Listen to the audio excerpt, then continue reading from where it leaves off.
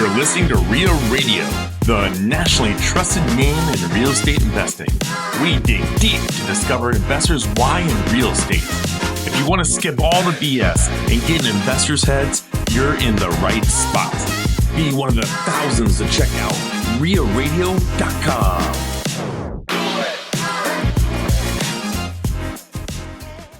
I think we need more authenticity just in general, right? In our space and sharing like, hey man, like we don't have everything figured out. Like I got challenges just like everybody else. And I don't know about you guys, but for me, I tend to learn also a lot from the challenges that people share, right? Not just the wins. One thing I think as a podcast host that I share with people is make sure the podcast is feeding you, right? Like, yes, we host a podcast because we want to help people and we want to share valuable content and information.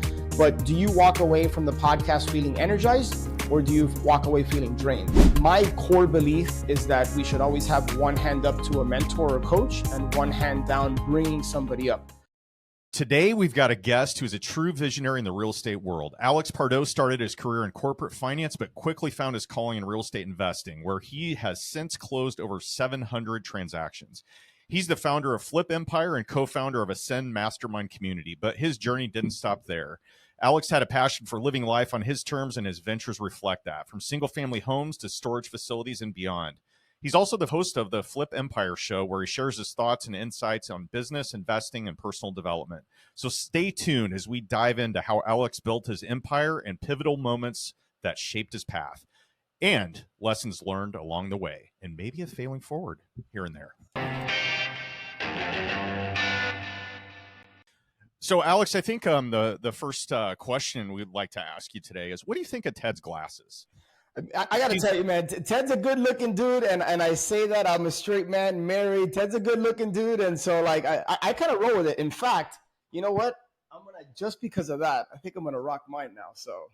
Okay, so now those are sweet. Literally everyone in the room now has glasses on. So even our producer over here has them on too. No, I like to give Ted shit because he always makes fun of me about being old and like, ooh, look at me, I have glasses, and then he rolls in with these bad boys on today for the very first time. So my vision just literally went out in a matter of like 3 months. It went from perfect to like, I'm like, oh my gosh, I can't see. I told you that's gonna happen. So that's hilarious. Now the one thing I will say, Ted, at some point we're gonna have to upgrade you from the dark frames to the clear frames because those are in now. So that's the only thing I'll say.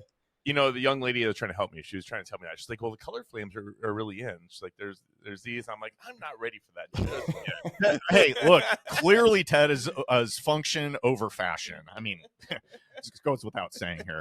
But we'll take it. So Alex, you're based out of Miami, Florida area. Is that correct? Yes, sir.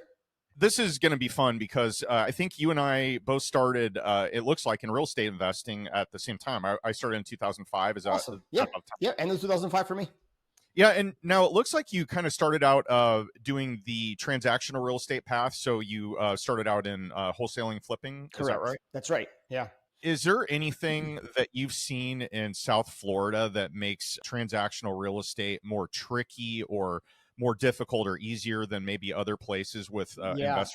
You know, it's interesting that you asked that. I don't think somebody's ever asked me that. I've always said Miami to me is not part of the US. It's like people here are very, very cutthroat. One of the biggest challenges, hundreds and hundreds of deals that I've done in South Florida throughout the years is it's very common for somebody to try to go around your back and door knock the seller or cold call them or say, hey, by the way, this person here is trying to wholesale your property. And so early on, I learned to be just uber transparent with homeowners and not play that weird gray game of like, we're the buyer, but we're not really the buyer. And so it's very, very common that if you're doing business here in South Florida, at least in real estate, you're going to have people basically try to screw you. So that's unfortunate, but we've learned a lot along the way. Yeah, I was always curious about that because there's, a lot of TV shows get made in the coastal areas like, Flip This House and a lot of the other ones, Property Ladder from back in the day. And you see people operating in like Los Angeles or, the Phoenix market where it's really, really competitive. And I would assume it is in South Florida too. Extremely. But yeah, it's funny the contrast because, we're in Omaha, Nebraska, like the center of the earth here. And it's most people here are kind of like, we're nice. You know what I mean? Like not Canadian nice, but we're kind of the next step down from Canadian nice, where if somebody goes around your back, they're on the blacklist. You know what I mean?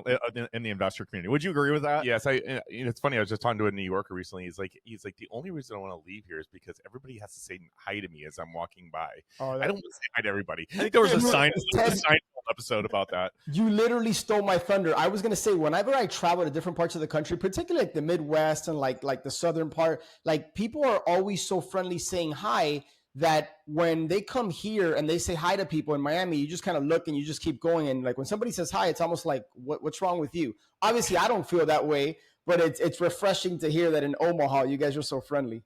Yeah, it is a lot different, especially when you travel too. But getting back to your origin story here with real estate investing, how did that happen? Now, you had a background. It looks like you worked in corporate America for a bit. Is that right? I did. I worked for General Electric. So it's really interesting because I remember as a kid, like growing up in just around baseball, and I was really into sports. And I got exposed to the idea of like the concept of buying something and then selling it for a little bit more. And for me, that was baseball cards. And I'd buy these packs for 50 cents and I'd make a quarter on these things, essentially like flipping them. And I'm like, I really like this thing. And then when I got into college, I don't know if it was an ego thing for me, but I'm like, I think I want to be like a big time C-level executive of a big company. And I don't know where that came from because that's not even really my personality. But I've always been someone to seek challenges. And so I started interviewing with big companies like Johnson & Johnson and General Motors. And long story super short, I ended up getting accepted into General Electric's financial management program. And I quickly realized, guys, that 3 months into that role, I'm not good at a lot of things, but there's a few things I'm pretty good at. And one of them is kind of getting clear about what I want and then reverse engineering, like, okay, what's the path to get there? And when I looked at my boss all the way up the ladder to like the C-level suites, I'm like, yeah, I wouldn't trade my life for theirs, no matter how many millions of dollars in stock options and all this crazy stuff that they make. So I just started to kind of immerse myself in personal development books, a lot of the classics that I don't want to bore you guys with because I'm sure you've heard them 100 times. But the typical Rich Dad Poor Dad, Think and Grow Rich. And I had a friend of mine. It's interesting how we talk about the importance of surrounding yourself with people that are a little bit further along in the journey than you and how it just naturally tends to elevate you. Well, he was doing real estate deals in Connecticut, in Fairfield, Connecticut. And I'm like, man, tell me how this works. And so he invited me to a couple of local events. And that's when I caught the bug for real estate. That was 2003, 2004. So the fire was lit. You knew that's what you wanted to do, kind of got clear on your goals. Did you stay with your job while you started real estate, like temporarily, and get some momentum going, or did you just burn the boats and say, I'm all in and start slanging deals? Yeah, no. So it was a 2-year rotational program. So I actually finished before I even did my first real estate deal. I was just like, I was in education mode. And that's probably one of the biggest mistakes I've made is that I think the three of us know that the education comes from the action we take, not from like feeling comfortable, like you're progressing and learning. And I think that education was kind of foundational for me, but I was too scared, if I'm being honest, to do anything with that information at that time. So I finished the 2-year program. I moved back to Miami. By the way, at this point, I was 25 years old, moving back in with my parents. Like, not a good look. Like, that's not how I drew it up in my head. And so I had a lot of motivation to like figure my shit out, basically, move out. I'm a grown man and I'm moving back in with my parents' house at 25. And I'm grateful that I had that support, but it was a big driver for me. So I went in between starting real estate and ending my corporate job. I went backpacking around Europe. So I had the opportunity to visit 53 cities in like 21, 22 countries in 3.5 months. And it was on the train ride from country to country that I just kept immersing myself in real estate. And at that point, I made a decision, okay, when I moved back to Miami, when I finished this 3.5 month backpack trip, I'm going to attend this Marketing for Deals bootcamp. A gentleman by the name of Dave Lindahl was putting it on. He's a big apartment guy. And at the time, he was doing a weekend kind of seminar. I went to that thing, didn't know a thing about real estate investing other than what I had been reading in the books. And I literally plucked out a pre-foreclosure letter. I went to Kinko's and I made photocopies. I made about 300 of them. And I sent out a direct mail campaign to a pre-foreclosure list that I bought at that event. And that was my introduction into real estate investing, not really knowing very much, but sending out a direct mail campaign to people in pre-foreclosure.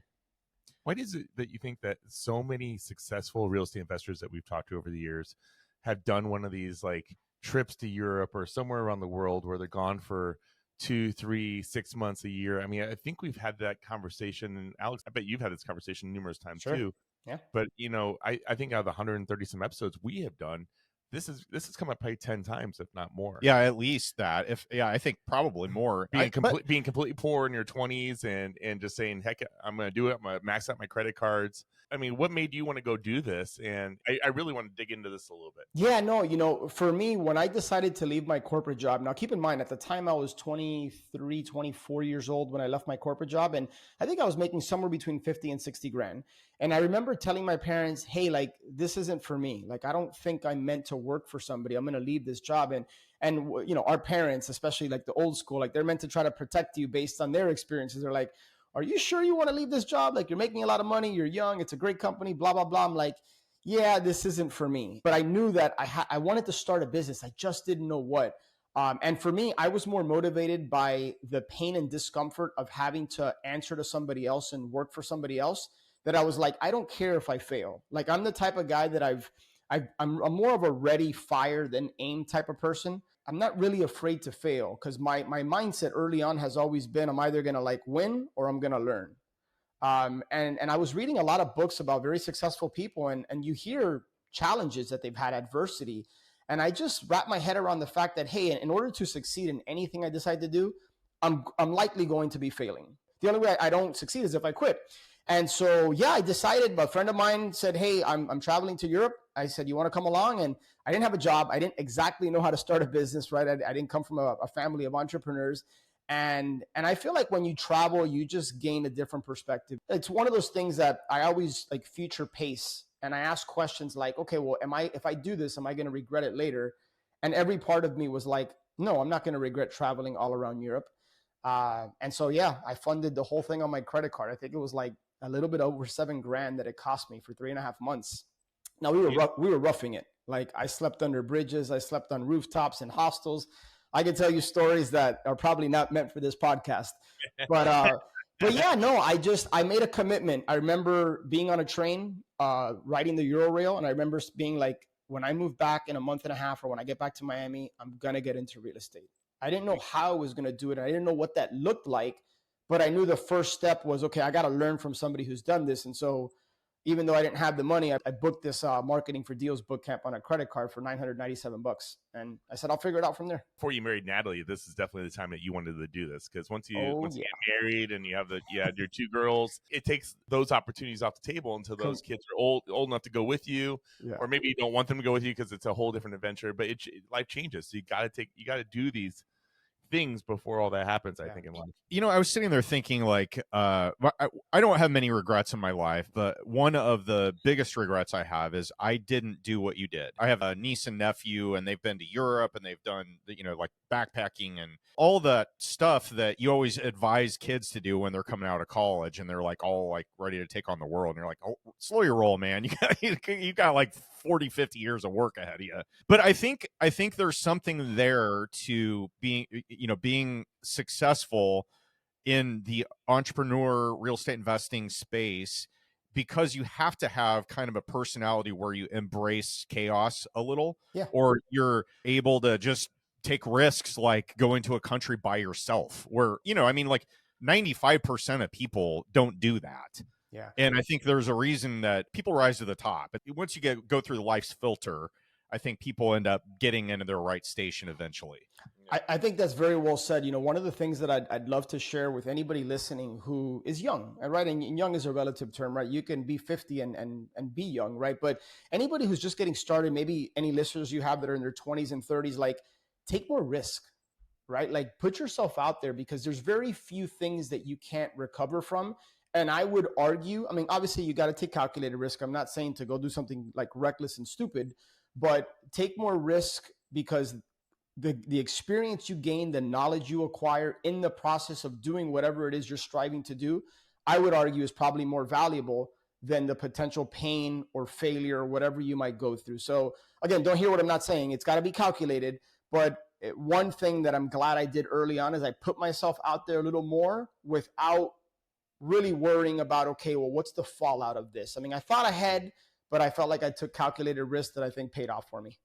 Yeah, I like that because it's kind of like focusing on the process instead of the results. Yes. You know, if you stick with the things that are going to work or make you push your limits, then the results are going to speak for themselves eventually. Agreed. But now, kind of like jumping back a little bit, when you came back and you were working at GE, and I just want to spend just a second on this, but it was making me think because I had a corporate gig also. I worked for 3 different Fortune 100 companies, and I did that for about 20 years. But while I was doing that, I for several years, probably about 12, I was starting my real estate investing and flipping and buying rentals and that kind of thing.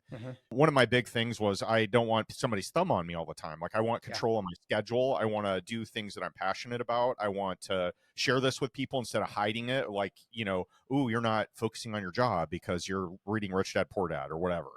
But what I was going to ask you is, big picture here, if you look at the things that you were exposed to at GE, because if I remember correctly, and I don't know the time frame of this, but you're probably what, 30? Man, I love you, dude. I just turned 44 in July. Not quite. Look at these grays, man.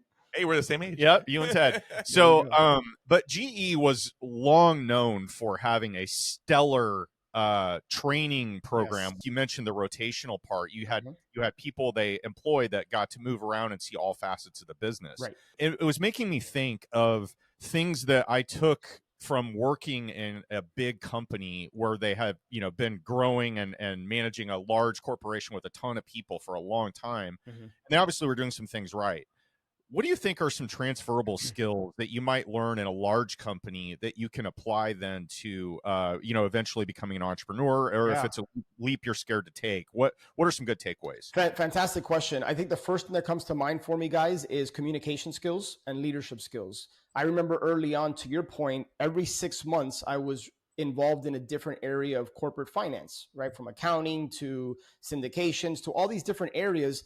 And I was fortunate that I had bosses that kind of threw me to the wolves, so to speak, and they wanted me to lead from the front, right? And so I think just developing my communication skills, getting comfortable with public speaking, everything in GE was a playbook and a standard operating procedure. So when I started a business, even though I didn't know the first thing about businesses, I knew that, hey, like if you're going to do something on a repeatable basis and consistently, like create a process out of it, so that then you're not stuck doing that very thing day in, day out.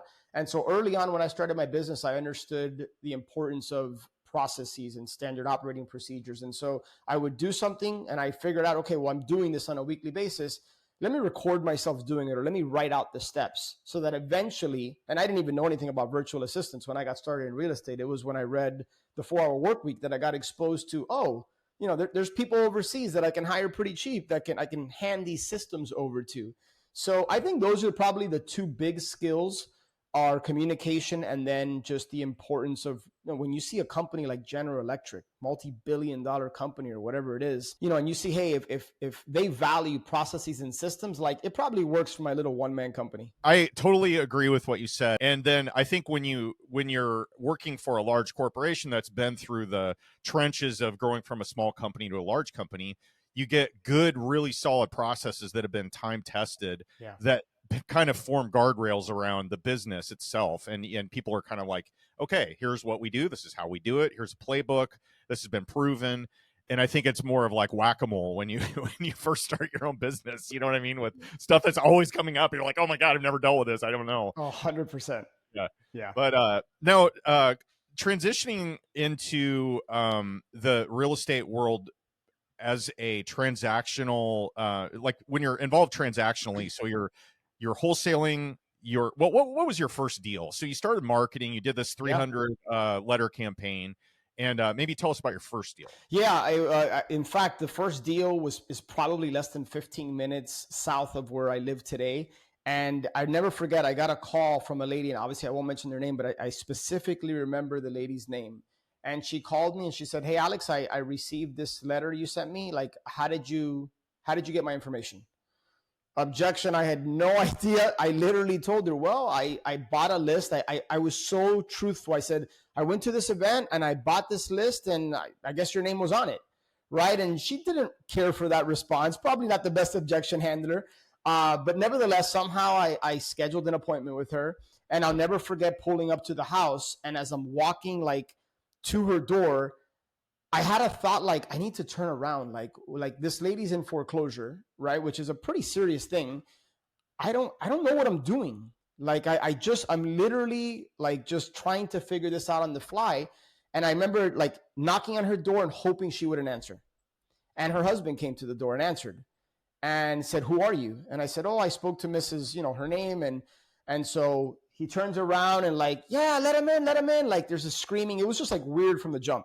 So I literally walk in, the house was in disrepair, and it just was like, that's not how I'm accustomed to living. And I had never really been exposed to like the way somebody else lives, right? I was walking into a stranger's home. I didn't really have that experience.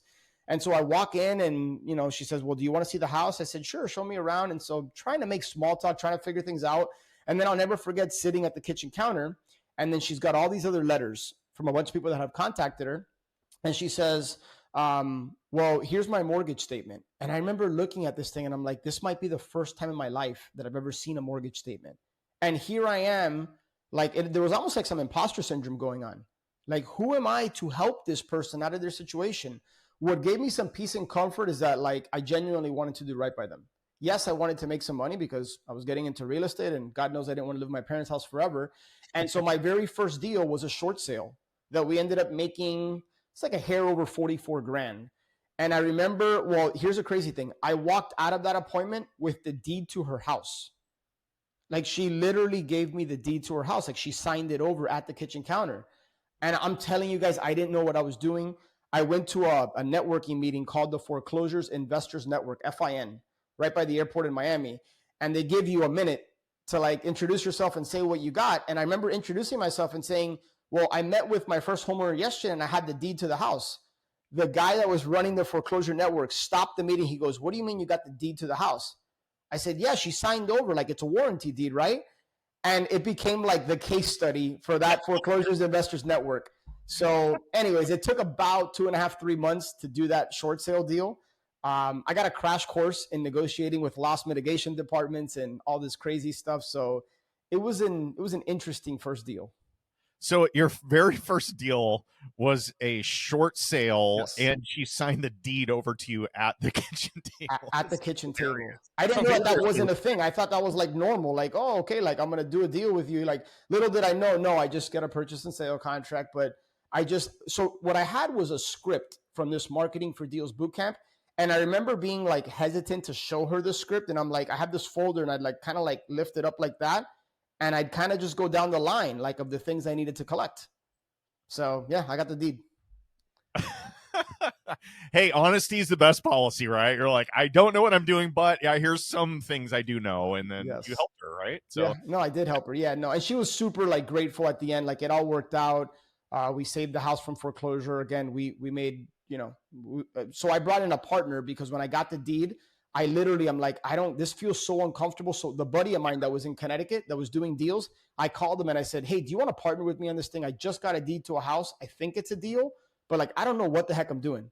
And so I brought him into the deal and we ended up splitting the 44K profit.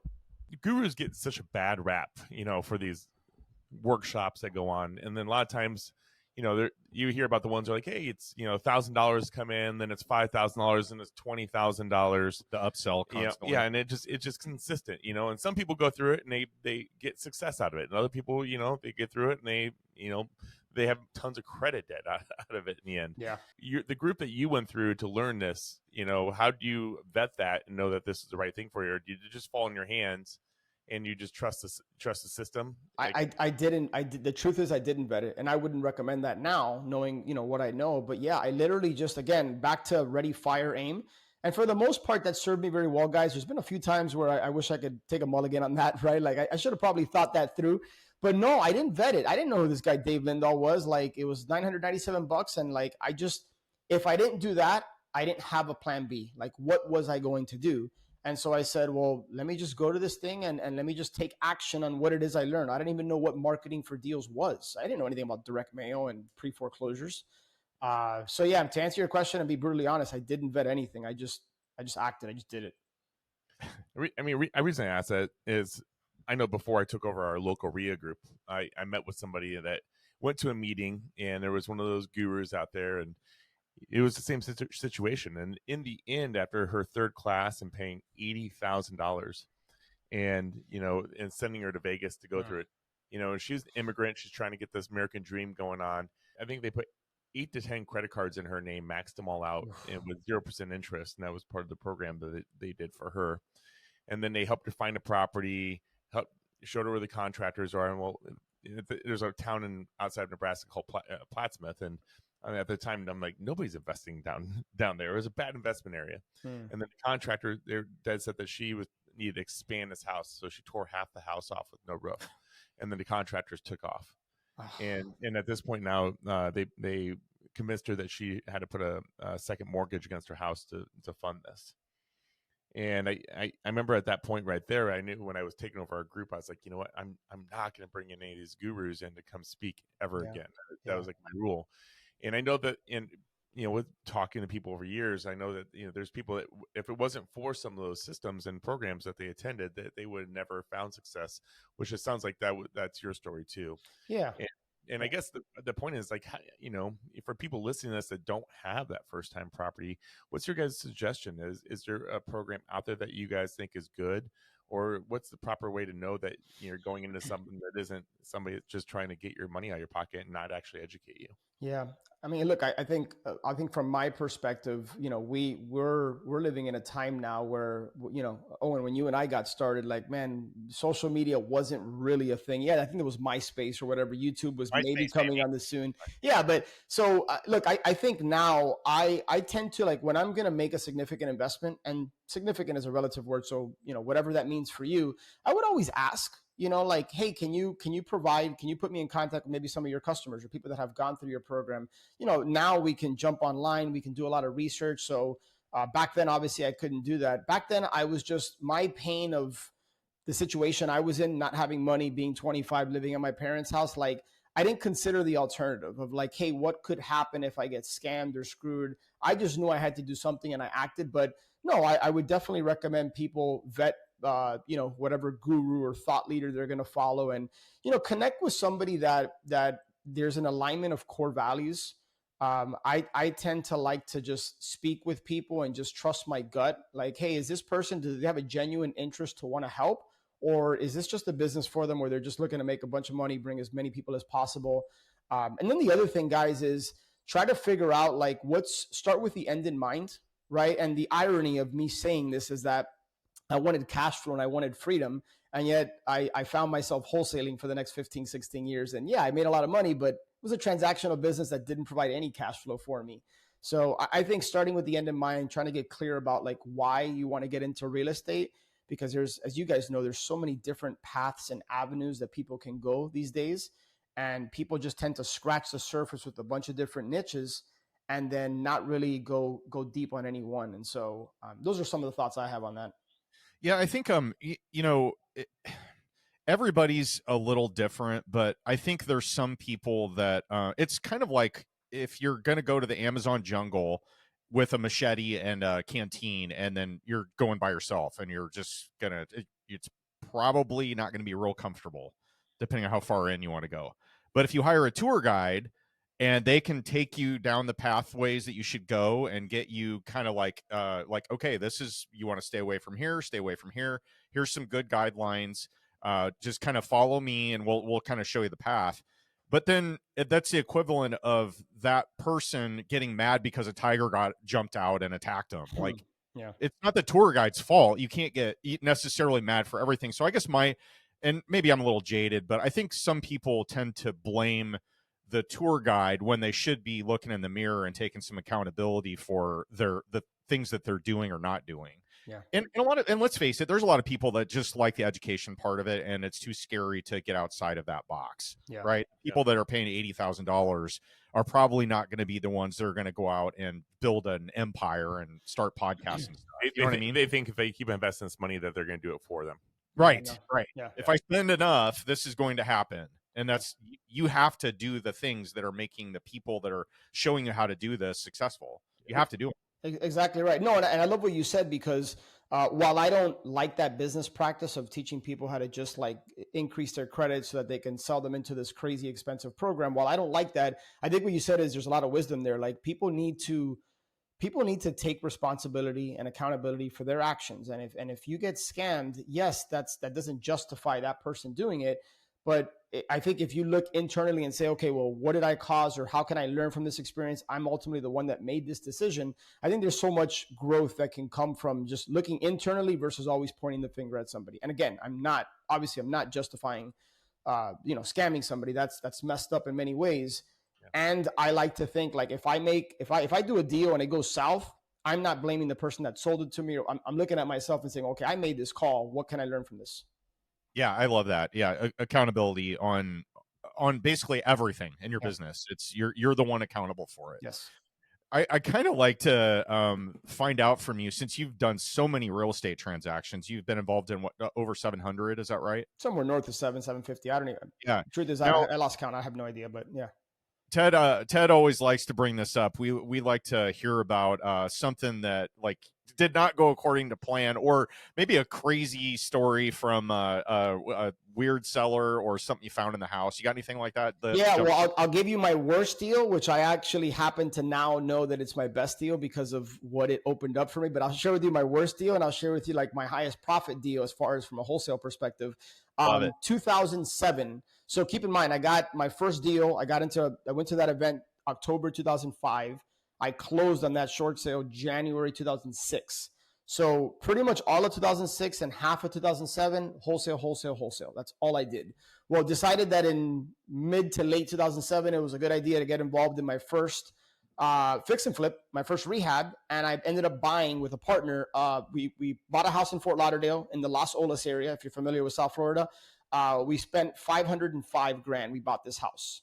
Now, here was the math. We felt that the property needed somewhere between 50 and 100, and we could probably sell it for 750 to 800.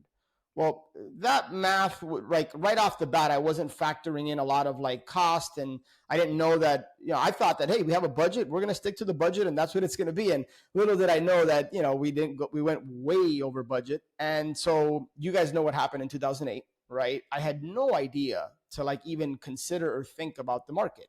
Like I got into a time in real estate where like everything was just booming, right?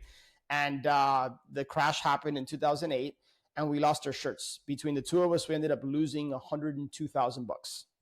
First of all, I realized that I suck at rehabs. Like I've done my fair share of them, but I'm just not good at rehabs, and I didn't like managing the contractors. God knows I'm not handy. That's why these things are not hung up on a wall, right? Like, so I'm not super handy. I don't like. I'm not even kidding you. They're not hung up. They're placed like that. Like if my wife was here, she'd tell you like Alex might struggle like putting up a frame on a wall. Like I'm tongue in cheek, but yeah, I'm not a handyman. And we lost $102,000. So $51,000 I lost. Now, fortunately, I think in 2006, my first real year in business, I must have done 16, 17 deals that year. And I had made some money wholesaling. And so I was able to absorb that loss, but it was painful, like really, really painful to lose that much money on a deal. And the reason I now look back and say I think that was one of my best deals is because up until that point, I always, like I would go to the local RIAs and they were pitching coaching for $5,000. And internally, I was like, people are insane to spend $5,000 to hire a coach. Like, why would they do that? That was my mindset, because I was doing deals in 2006 without a coach. I was just like, again, I was kind of a gunslinger. I was just trying to figure it out doing it. And when I lost that amount of money, I said, I now understand why people were spending $5,000 to hire a local coach. If I would have had a coach in my corner, I would have never gotten involved in this deal, right? I would have known to look for like signs that, hey, things were shifting in the market. And so that was a deal that I've lost the most amount of money on. And it happens to be, I view it as my best deal because from that point forward, from 2008 until now, I've never not had a coach. And so there was a lot of interesting stories in dealing with the rehab and dealing with the city and all that kind of stuff, but it wasn't a fun process. It took double the time and double the rehab cost that we had estimated, and ended up, again, losing $102,000 on that thing. Well, speaking of coaching, isn't I believe we were introduced through Brad Bader. Yes. isn't he in your coaching program, or are you No. So Brad is Brad, when I first got started in real estate, Brad was one of the first that reached out to me and kind of offered his hard money services. And so Brad and I built a relationship, and we always kind of stayed in touch. And then we kind of lost some touch, and we recently got reconnected because of storage. I had sent out an email about some storage stuff, and we reconnected, and that's how the power of relationship, right? Like that's how I ended up meeting you, Ted. Yeah. Well, and Brad and Owen are accountability buddies also. Brad's awesome, man. He's such a good dude. Good dude. Okay, so you uncovered your dark secret of the $102,000 loss on your your first flip. That was your first one. That was my very first flip. Ouch. What? So tell us about when you climbed the valley and got up on top of the mountain here with your what's one of the best ones that you've had as far as a success story? So that was one where we lost 102 in 2016 or 17. We made $125,000 on a wholesale deal. That was probably one of the easiest deals I've ever done in my life. So we ended up, and here the value wasn't in the 125, although that was incredible, of course, but it was how I chose to view real estate moving forward. So we ended up buying a house. It was a single family home, but it was zoned on a duplex lot, right? And there was plenty of space where you could add a home. Well, we ended up getting this property under contract for $110,000. And we didn't even send out an email. I called one of my top 5 buyers, and right when he saw the address, so when we looked at the comps, we said, hey, like there's really no single families in this area. Like all these duplexes are selling for 450 at the time. I said, I think we could tack 100 onto this thing and make somewhere between 2 and 250. And we ended up asking 225.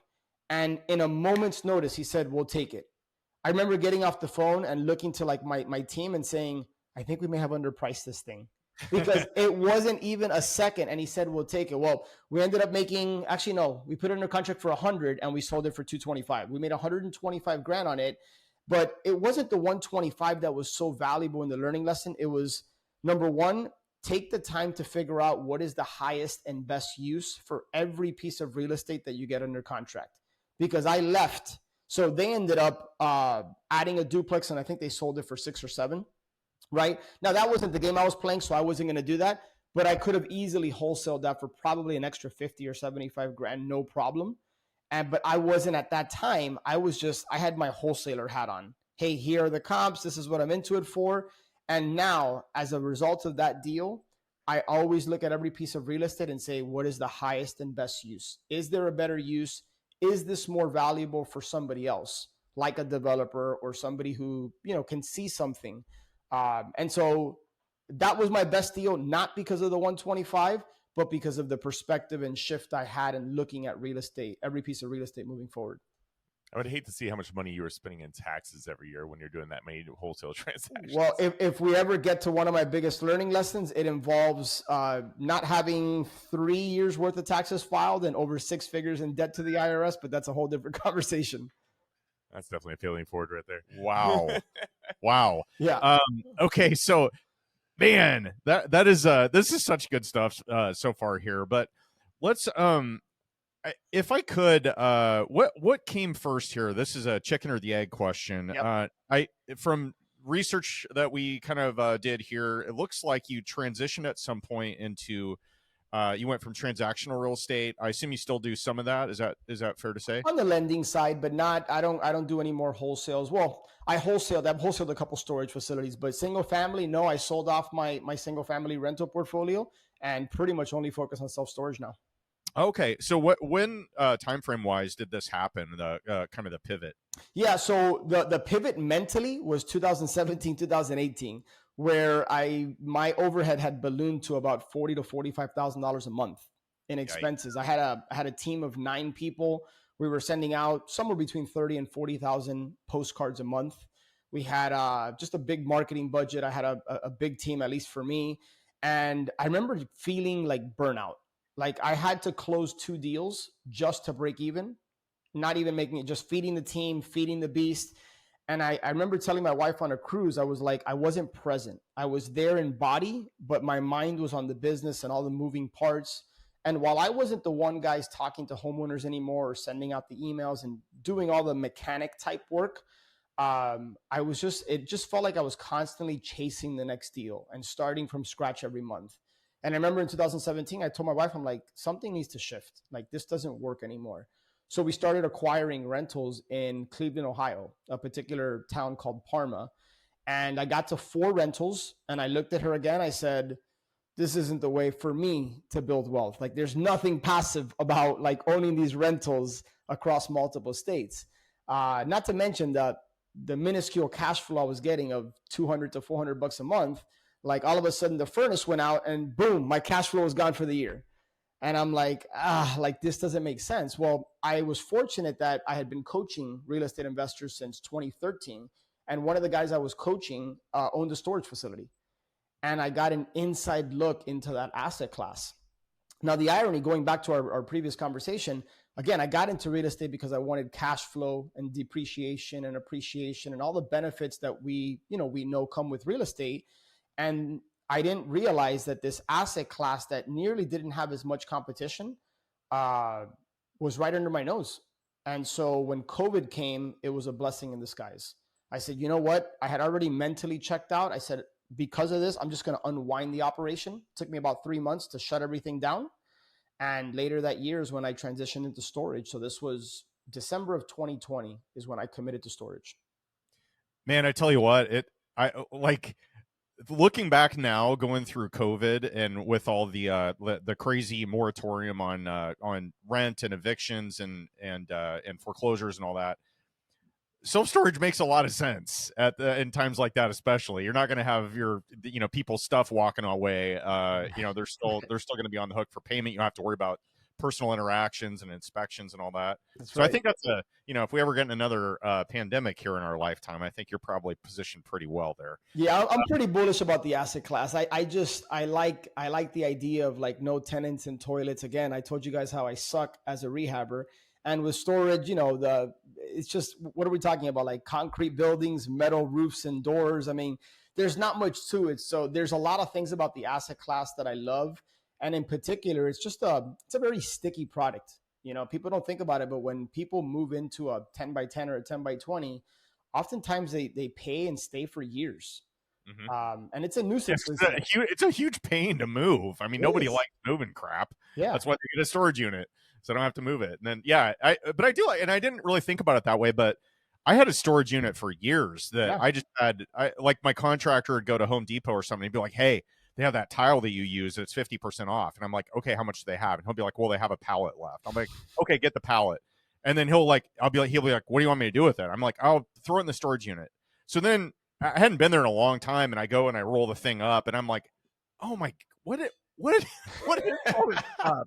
I'm like, I don't remember any of this, and none of it's a good deal because you're paying storage now. Yeah, now I'm eroding all the savings I had every single month, and I'm paying it out. But I kept that thing for years. Yeah, man. And it got flood, there was water coming in, and I didn't realize, so everything was all moldy. But hey, I mean, I still made my payments every month until I got rid of it all, like an idiot. But yeah, we love you, by the way. Yeah, sure. Yeah, no. Most of our customers, I think the average customer, I think, is like 32, 33 months stays paying storage. Because think about it, it's a $50 to $350 expense depending on what part of the country, what market you're in. And for a lot of people, that's not nothing, but it's not enough to break you. It's not enough to bother your buddy, go hire or rent a U-Haul truck or hire a moving company. And just the pain of disconnect is pretty high when it comes to storage. What do you look for when you look for storage units? Is there a certain size minimum that you're looking for? Yeah, no, really good question. So first thing I do is I look for secondary and tertiary markets. So in a nutshell, what I look for is I live in Miami. I've never spent 1 minute looking for storage in Miami. I look for markets that have a population on average anywhere between as low as 1,000 people all the way up to 60, maybe 70,000 people. I like to see that the population, so I'll use a tool like census.gov, and I'll just confirm that the population has been increasing over time. And then I really like markets that have an average medium household income of 50,000 or greater. So initially, that is my checks and balances in a market. And then I like to make sure that I'm in a market, because storage, what I didn't realize 4 years ago, is storage is very hyper focused on a 5 or 7 mile radius. Like when I evaluate a market, I'm not looking at the whole city. I'm looking at, okay, well, how many square feet of storage do we have in this 5-mile radius relative to the population?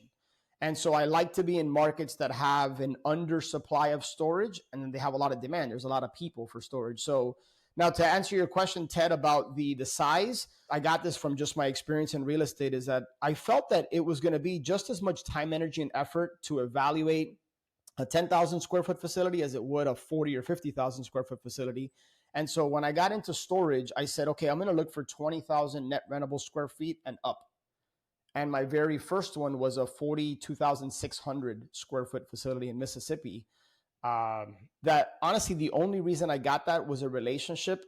One of the takeaways for people listening to this, whether you're involved in storage or single family, is the power of clarity and then publishing what you want with people in your ecosystem. I literally, guys, would tell everybody, I'm looking for a cash flowing storage facility in the southeast part of the country that's at least 20,000 square feet, low capex, meaning it's not going to require a lot in repairs. Like I would tell everybody my deal avatar. And I had a friend of mine who was in a community I was in, and he calls me and he says, hey, check your inbox.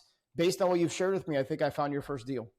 And it ended up being my first deal. Okay, now, so if everything checks your boxes that you just stated right now, is there something that you would like totally run away from if you run across it? Yeah, I mean, look, one of the things I've learned is storage is no different than single family, in that like you want to be in the right locations, location.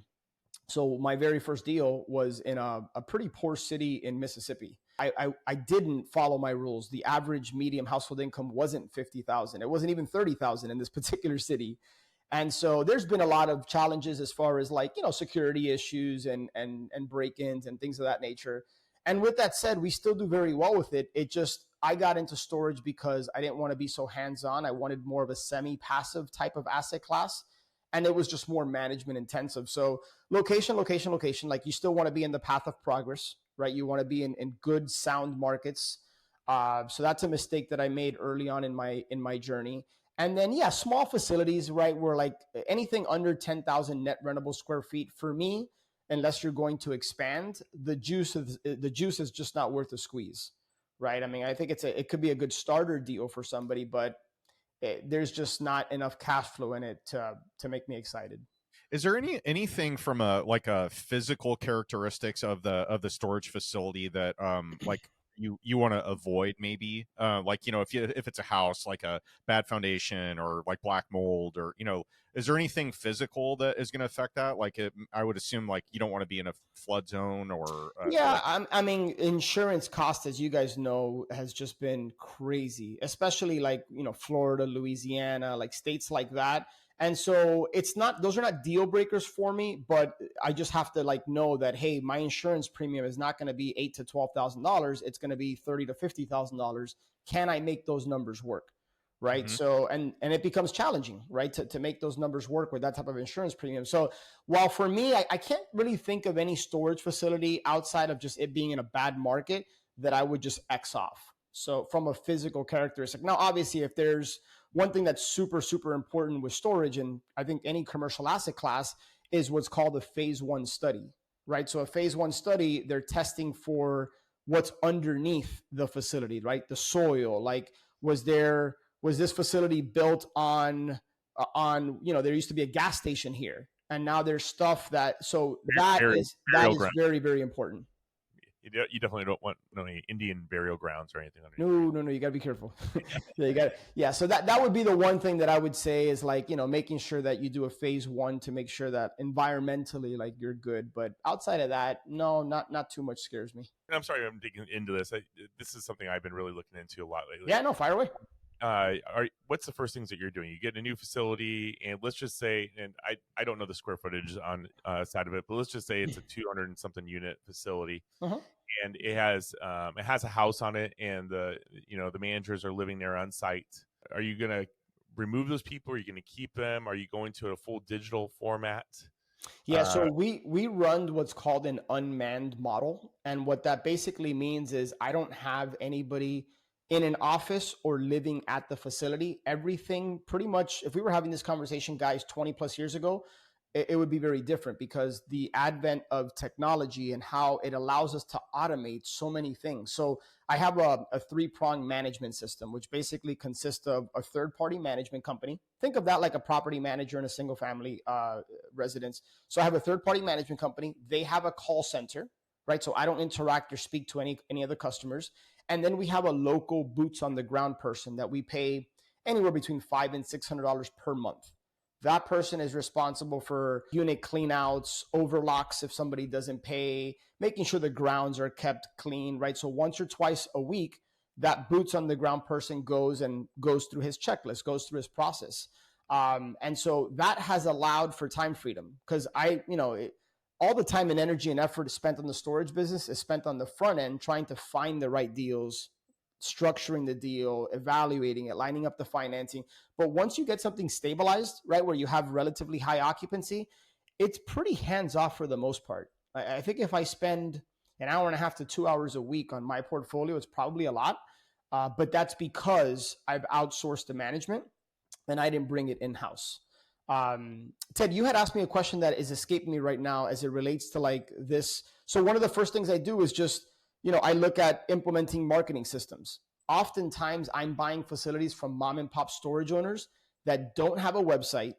They don't have an automated gate, and they haven't raised rates in years.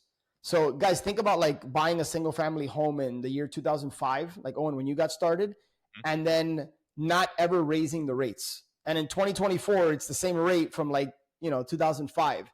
That's not uncommon in storage. A lot of these mom and pop operators are just not sophisticated, and their mentality is, I've had this tenant in here for 10 plus years. Like, I'm not going to raise the rates on them. That is the opportunity for us to go in, increase the rates to match the average of the market street rates. And one thing I learned years ago in commercial, it's not based on comparable sales. It's based on the net operating income and how that increases the value. When you look at transactional real estate, so flipping, wholesaling, that kind of category, there is a tried and true marketing mix for that. So, right, there's direct mail, pay-per-click, SEO, texting, auto voice dialing, that type of thing. Mm-hmm. Is the self-storage asset class within real estate, is that similar? Do you do the same things and you can source deals that way, or do you take a completely different approach? Not that you don't need to give away your secret sauce. Oh no, man!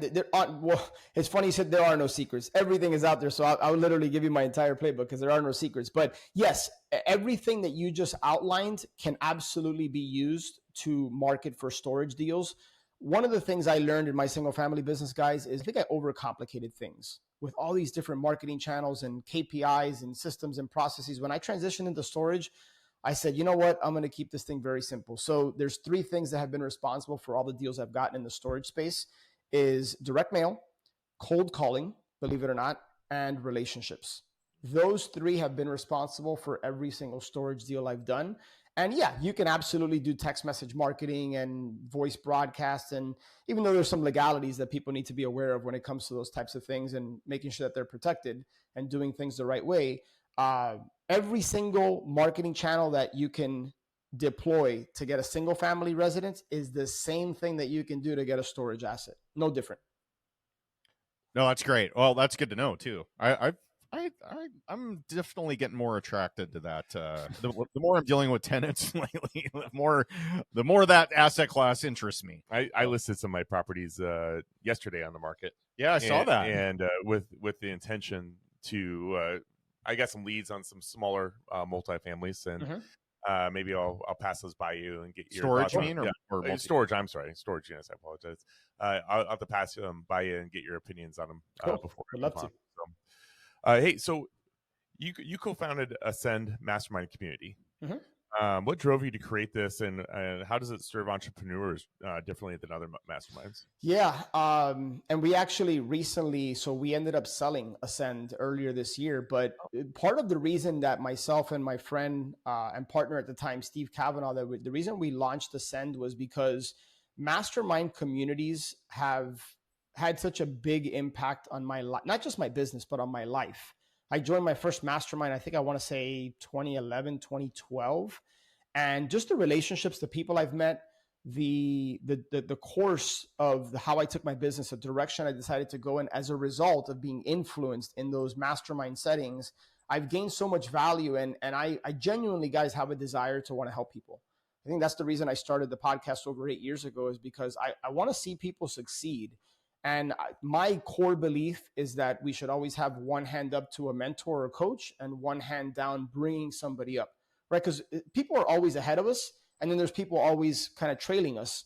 And so I think if everybody had that mindset, our industry in general would be so much better, right? So like, it's funny when, I think, Owen, when you said, hey, don't share your secrets, I just don't have that mentality, right? Like, I really don't feel there are secrets. In fact, I feel like the more that I share, like the more we can collaborate, the more I can help people. And the laws of reciprocation tend to kick in.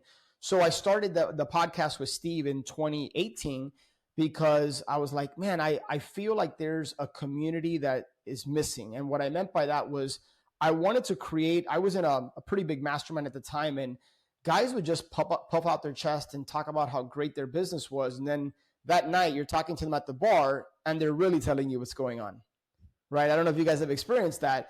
And I said, I want to create a space that is safe for people to talk about like the real challenges, not to just go up there and shine about how great you are, but like, what are the real challenges holding you back, not just in your business, but in your life? So super blessed and grateful that I had the ability to co-lead that community for almost 5 years, and felt like we just had a really big impact on people's lives. I feel like you can't have a podcast and not share. I mean, everything that's going on in your life, everything, it's just out there for the world. I mean, we don't do this. We don't do podcasting to get rich. That's for sure. I hear you. I can attest. I can attest too. Yeah. Now, hey, on the podcast topic, now you have almost 800 episodes now in the last 8 years. Is that right? That's right. If somebody listening to this has ever wanted to start a podcast and they get frustrated, and I'm asking for a friend. Let's say they've had a podcast for 3 years and they are trying to grow their listenership. Do you ever feel like you just plateaued all the time? And then how do you push through that? And like, what happens after 8 years? Like, maybe if you could look back at kind of early on to where that is now, what's different?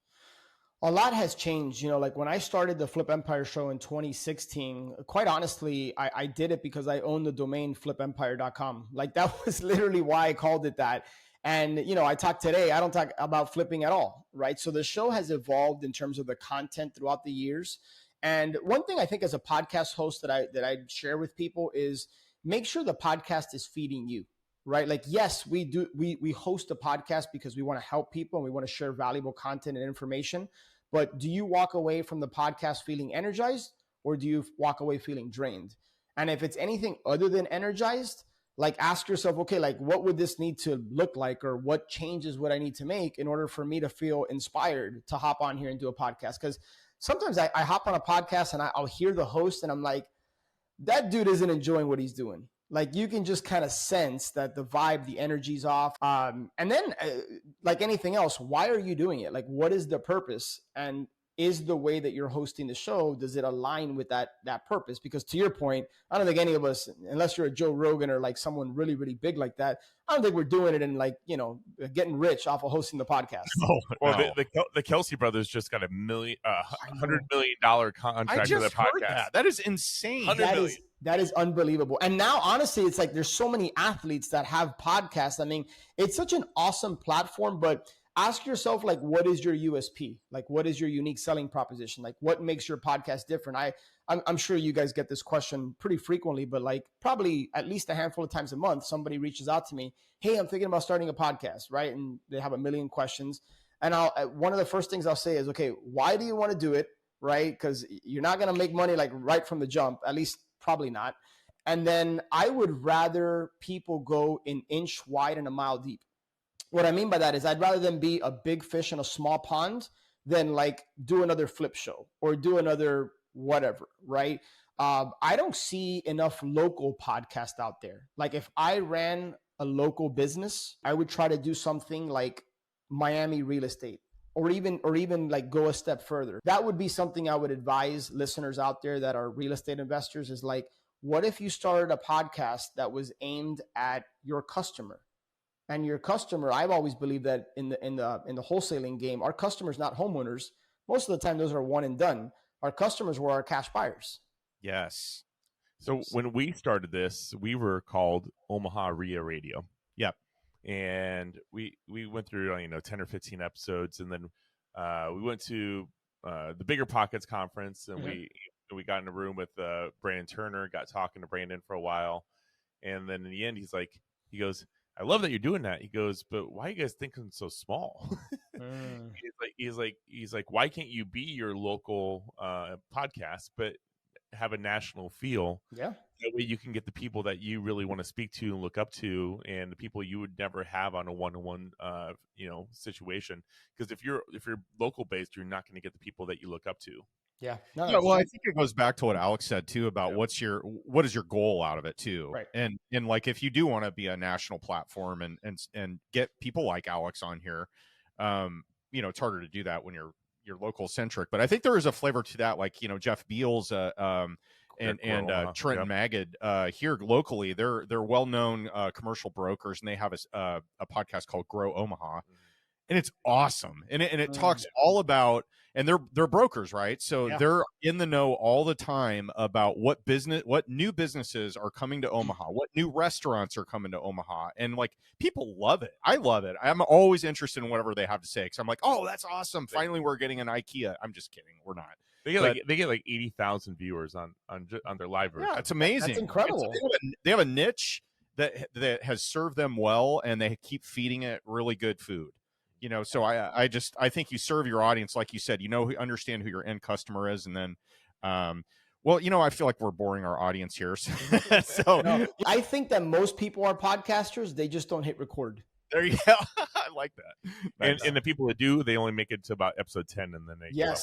Well, it's funny you said that, because when I started my podcast, I thought I read a stat back in beginning of 2016 that like most podcasts don't get past 4 or 5 or 6 or whatever, under 10 for sure. And I told myself, okay, if I'm going to do this, I'm going to commit for at least a year. And I did 2 shows a week for 5.5, almost 6 years. And then I kind of scaled it down because I felt like I had a lot going on, and 2 was a lot. That's how I ended up getting to almost 800 episodes at this point. But yeah, consistency is the name of the game. Consistency.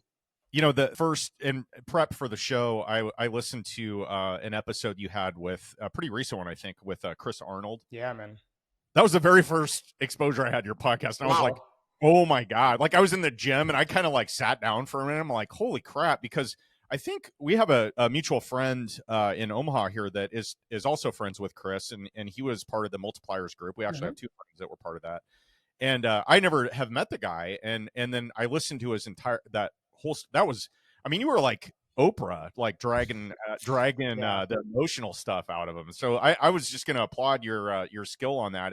If anybody catching this wants some more really, really good, powerful content, listening to Flip Empire with Alex as the host, and he has some kick-ass guests on there. So that was a lot of fun. And thank you, man. I think it's really important, like for podcast hosts to like be real, be authentic, like not just talk about, the wins and the unicorns and the rainbows, because those are great. But I think we need more authenticity just in general, right? In our space and sharing like, hey man, like we don't have everything figured out. Like I got challenges just like everybody else. And I don't know about you guys, but for me, I tend to learn also a lot from the challenges that people share, right? Not just the wins. Well, this might be a good segue. As we mentioned, we've got a section in our show that we call Failing Forward. And this Failing Forward is brought to you by JM Real Estate Capital. Hi, it's Rob, JM Real Estate Capital. We're the money guys that you need to know for all your real estate investments. Talk to us. We can do what your local bank can't or won't do. We don't have millions. We have trillions with a T to lend. 844 we close, or go online, jmrecapital.com. That's jmrecapital.com. JM Real Estate Capital, smart solutions for the real estate investor. We talk about a deal situation, life experience, something that happened that didn't go how you wanted it to. You got anything that comes to mind? And I mean, I kind of teased it earlier, but told you guys I got started end of 2005, beginning 2006. 2006, I hired a bookkeeper, right? And again, guys, for context, I didn't know a thing about business. I really didn't. Like I was just trying to figure things out. Hired a bookkeeper, and I thought that the bookkeeper's responsibility was not just to do the books, obviously, but I thought the bookkeeper's responsibility was to file my taxes. Like how stupid, like seriously, like I see you guys smiling, like that's how naive and dumb I was. That like I was like, all been there, though. I'm like, this dude's gonna file my taxes. Well, I was living in Brickell in a condo in 2009, and I remember going down. I was on the 14th floor, going down, went to the mailbox. It was like one of those tiny little square mailboxes, bunch of mail, grabbed it, got back up to my condo, and I threw it on the kitchen counter. And I'll never forget, there was like one particular envelope that had like a green certified mail sticker that was protruding from the others. Like I vividly remember, and I was like, that seems weird. It was like probably half an inch thick. I grabbed it and it said Internal Revenue Service. I'm like, oh shit, this can't be good. They're never like, congratulations, yes. Good news. Yes. I hadn't done anything well to get like a certified mail from the IRS. And I had that, like my stomach like dropped. I had that like air in my stomach. I'm like, oh, this is not good. Opened it up, and long story short, I owed 2006, 7, and 8 taxes were never filed. Now, mind you, I had, aside from the little hiccup with a $51,000 loss in 2008, I had done pretty well, and I'd made, decent amount of money, and I owed, I think it was like 126,000 and change in back taxes. Now, the reality of that I got exposed to really quickly was the penalties and the interest. It almost feels like usury. I mean, it was nasty. So I was in a dark place for about a week, and then I finally got out of that pity mode because I realized that wasn't serving me. And I said, okay, well, what's the solution here? And then I called the IRS. I was on hold. I can't tell you guys how many times I was on hold for over an hour and the call would drop. Just painful experiences like that. And long story short, I finally get somebody on the phone, a representative, and they said, well, we have something called an offer in compromise, OIC, which think about like essentially taking a discount on the amount owed. Well, after filing a bunch of paperwork, I got rejected because I had made too much money in the previous years. So it took me a little bit over 3 years. I ended up working with a coach that was a really, really big impact on my life, helping me like process that whole experience. But happy to say that I paid the IRS off. Well, in the middle of that story is I almost filed for BK. I almost filed for bankruptcy. I remember meeting with a bankruptcy attorney, and the defining moment of why I didn't file was he asked me a question. I didn't answer him. And he said, if you're thinking of not filing, that would be a mistake because you have no other choice. That's literally what he told me. And I didn't tell him F off, but that's what I was thinking. I left that appointment, and on the way back, I said, not only am I not filing, like I'm going to figure this out. And at that time, not only did I owe the IRS 126 grand, but I think I had 40 something grand racked up in credit card debt. And so, yeah, over the course of 3 to 3.5 years, I was able to pay off every single penny and just get a really, really valuable education in the process. Good for you, man. Jeez, how stressful would that be? It's not always easy, I guess is the point of the story. And everybody kind of looks at the successes that, you have, or, somebody that's in the limelight. But in the end, there's challenges, and you got to accept challenges, learn from the challenges, and make sure that you're vocal about it so the next person doesn't make the same mistake. So thank you for sharing that and getting vulnerable there. Yeah. Well, Alex, thank you so much for the great content today. And hey, real quick, before I get into this last OT section, I knew you were going to, because this has been on my head and I really want to ask it. 800 episodes. Who's the best person you've ever? Oh, that's a good one. Yeah, I had that too. Yeah. Well, I'm going to go ahead and say the best episode is yet to come. It's the one where I have Ted and Owen on from Omaha RIA. You can just take this episode and use it on your podcast. We'll do a share. That'd be great. No, guys, honestly, I don't have an answer for you. I've had so many people on. Look, that one with Chris Arnold, and I don't know if it's recency bias, but I really appreciate when people come on and you could just tell they're being genuine themselves, right? They're not trying to like change their voice and like project something they're not. And Chris just got really, really, really vulnerable and just, I mean, I remember like interviewing him and just being in that place, at least trying to experience what he was experiencing. And I remember like coming off that show and like I had to reschedule a meeting. I'm like, I just need some space. I felt that way after I left the gym. I was just like, good Lord, that guy, I thought I'd been through a lot. Listen to Chris Arnold's episode on Flip Empire, the podcast with Alex here as the host. It's an amazing emotional roller coaster. We'll add a link to that in the show notes. Yeah.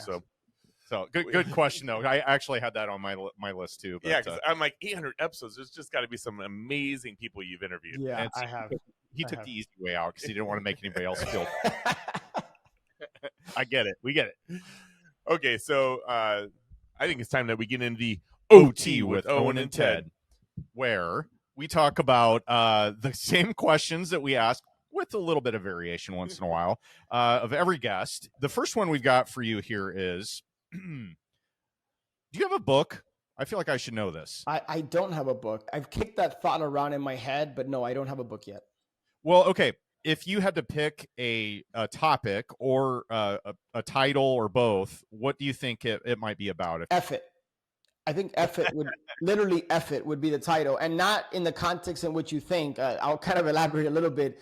One of the concepts I got exposed to by a community in a company called Life in Air many years ago was just the importance of creating a vision for your life and then building and designing and structuring a business that enhances that vision. Well, I always go by the 6 F's, and I'm sure you guys have heard this. I forgot who was the creator, the author of this, but like faith, family, fitness, finances, friends, and fun, right? Like, so I try to think of my life in different areas. Like, I don't view success as like having a lot of money or being fit. It's like, are you successful in all these different areas of your life, right? And so F it would be based on the 6 F's and how you could be very intentional about not being slanted in one way or the other, right? I think one of the biggest tragedies really is when you meet somebody who is very successful financially or in business, but they struggle in so many other areas of their life, right? Whether it's relationally or physically or whatever. Like, to me, that's not success.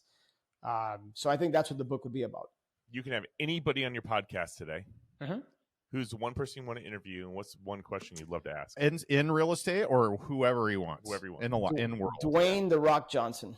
Oh man, that would be so fun to talk to him. Dwayne "The Rock" Johnson. Yeah, I'm so fascinated by people that seem like they're involved in so many things. They're so successful in different areas or arenas of life, from entertainment to tequila business to apparel. And I don't know the guy. I've never spoken a word to Dwayne "The Rock" Johnson. So this could all be like a smokescreen from like social media, but it just seems like he's involved in so many things. And yet, you know, he shares a lot of stuff with his family and his daughters.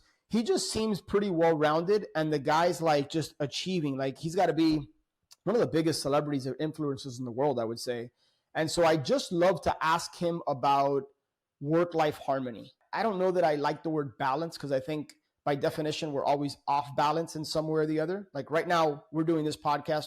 We're not hanging out with our families. Like, we're off balance at this moment. That's okay.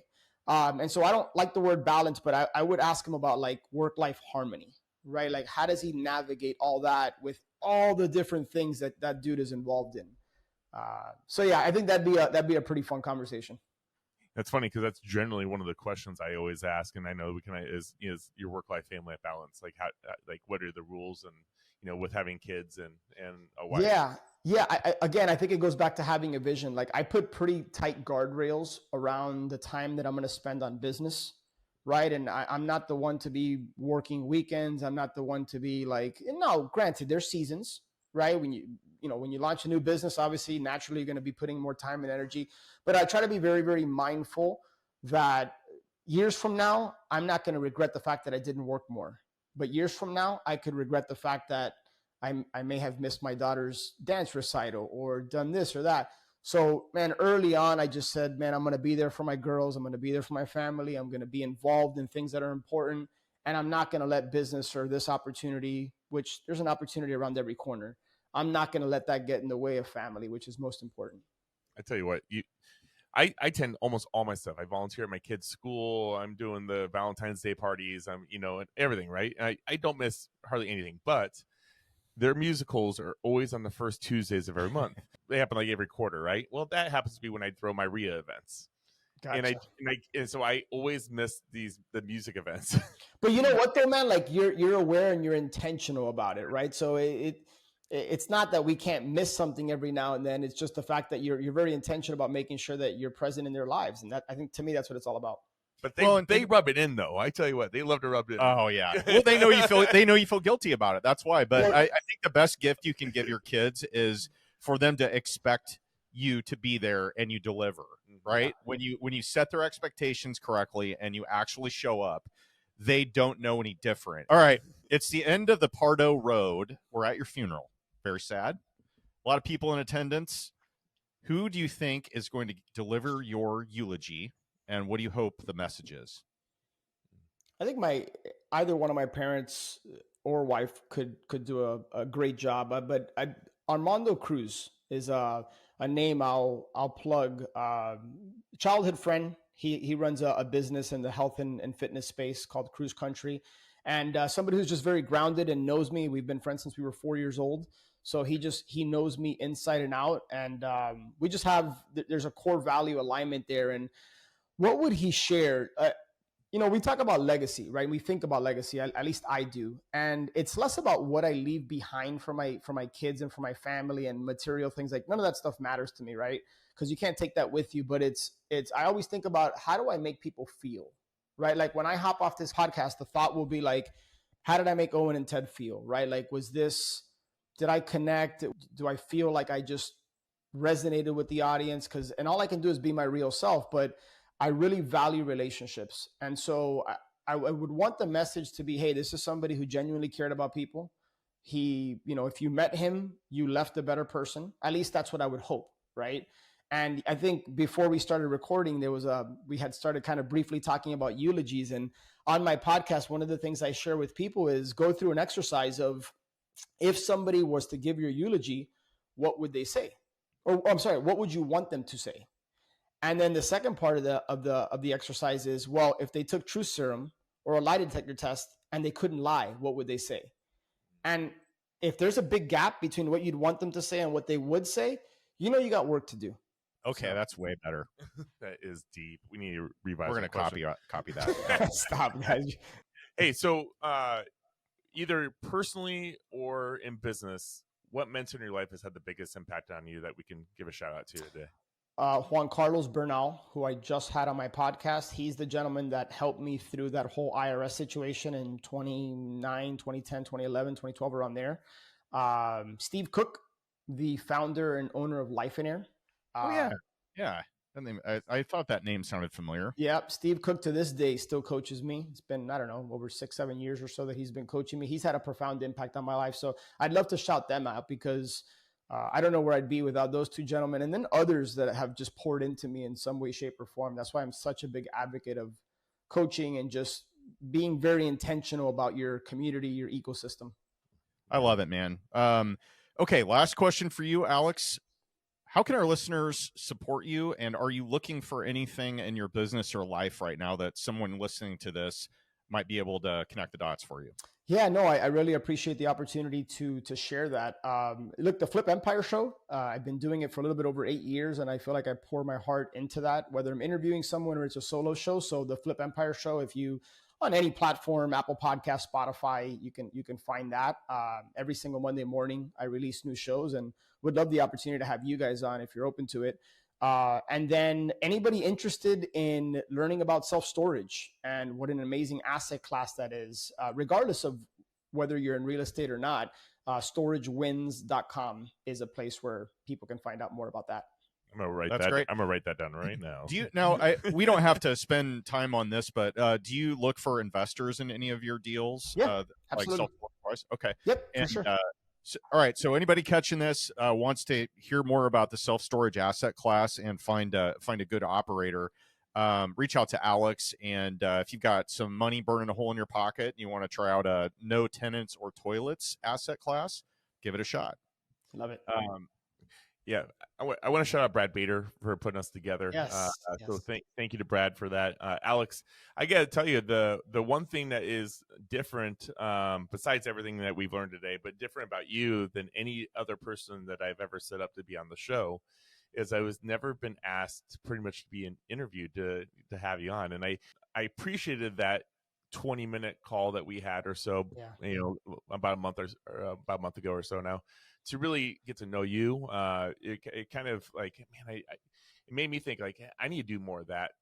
So it opened my eyes up, but I really appreciated that. It was really nice just to get to know you better, because a lot of times we get to know the person right here on the screen, and the only information I have is what I can research beforehand. So that was really, really awesome, and just a great guy. And thank you so much for this opportunity. Thank you, man. I love what you guys are doing. You guys have great chemistry as co-host. And by the way, the fact that you reached out to me, like, that was very different. Like, I remember walking off that call and telling my assistant Cynthia, I'm like, usually when I'm on a show, like, people don't take the time to get to know me before. I'm like, these guys take their show seriously. And then I looked you guys up online and I plugged into some of your shows. I'm like, these guys are legit. So I'm grateful I don't take it for granted. So I'm grateful to be able to share kind of my story and some of the things I think I've learned along the way.